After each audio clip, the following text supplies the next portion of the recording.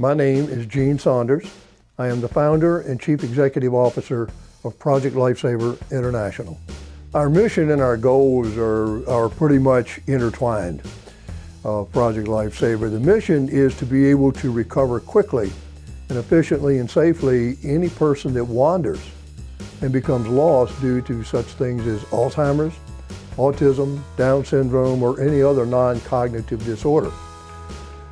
Now, as far as the goals would be to bring those people home safely, efficiently, and get it as far widespread as we can to all of the public safety agencies in the continental U.S. and Canada that can use this service, and there are very few that can't.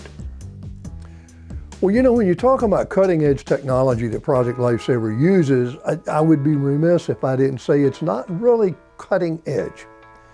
The technology we use has been around ever since World War II, and it was used to locate spies. It's called radio direction finding. What we do is we give a person that may wander and become lost a bracelet with a radio transmitter in it with a predetermined frequency. If we need to locate them, we have a receiver within that bandwidth. We tune to that frequency, we pick up that signal and hone in on it and move in the direction of that signal until we find them. So it's not really, you could say it's somewhat cutting edge, but it's tried and true and reliable, and that's why we use it. We work a lot of the communities in the area, especially their public safety agencies and their advocacy groups, to let them know, first off, Project Lifesaver is available, what a benefit it would be, not only to those particular community agencies, but to the public safety agency. It cuts down the cost of searches, it brings these people home safely and without injury, and it cuts down on the manpower usage in a typical search for a person such as this. Well, you look at a typical Alzheimer's search is 9 hours at $1,500 an hour. Now you have this program, the people are trained to use the equipment, they're trained to interact with the person. Average search time less than 30 minutes. And now you're using 2 people or 3 people with receivers to hone in on this particular bracelet, rather than putting hundreds of people out there and all they're doing is stomping through the woods or stomping through the grass or walking through the neighborhoods hoping that they see them. With an Alzheimer's patient, you've got to locate them within 24 hours or you know there's going to be big problems, such as injury or worse.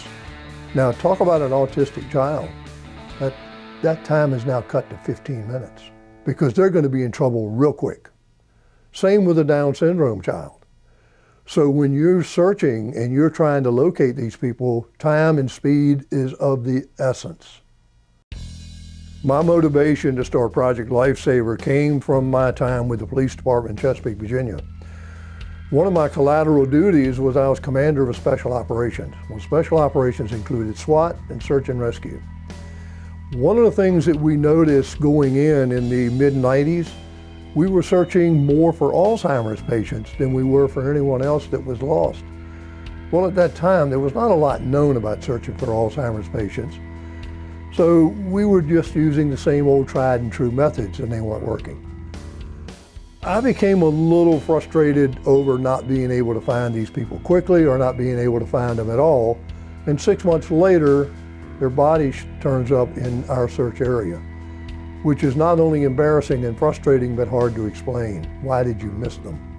Well, there's a lot of reasons, too many to go into right now.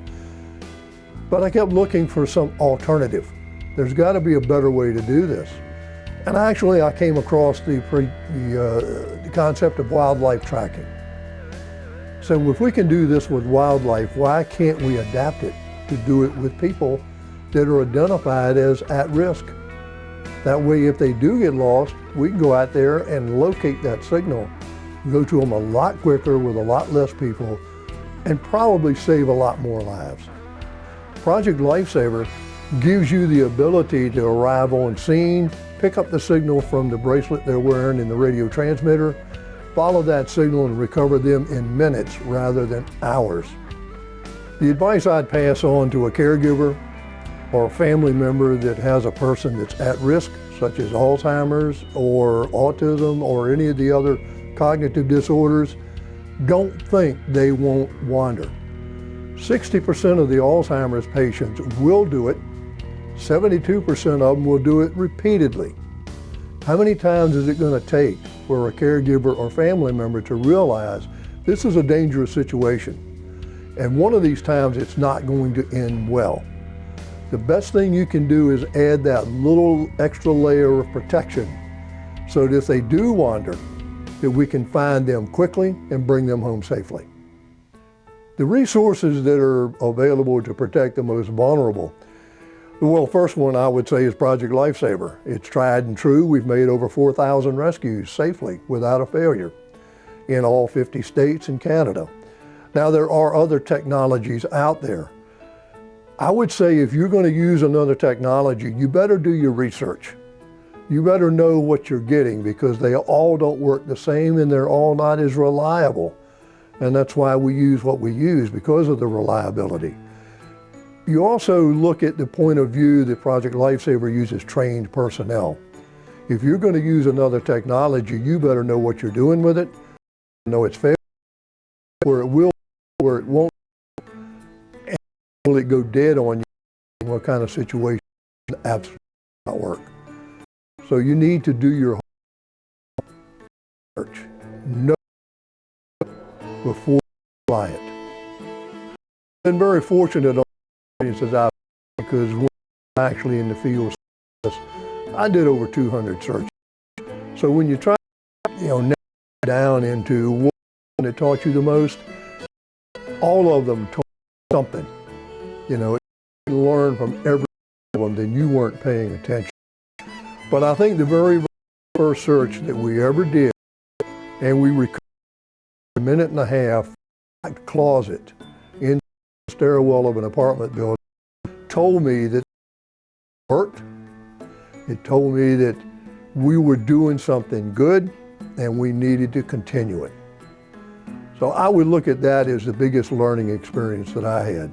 There's been plenty of others, but we don't have the time to go through all those, but you learn every time you go out.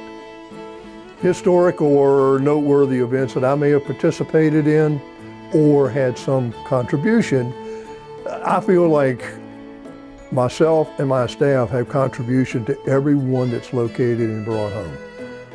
And I think that is what keeps us going for the common cause. I think they're all historic because nobody else was doing any of this kind of thing before we started. Everything that has come post start of Project Lifesaver. So I look at every search, I look at every one of them as being historic because it adds to the lineage of the success of the program and why it's needed.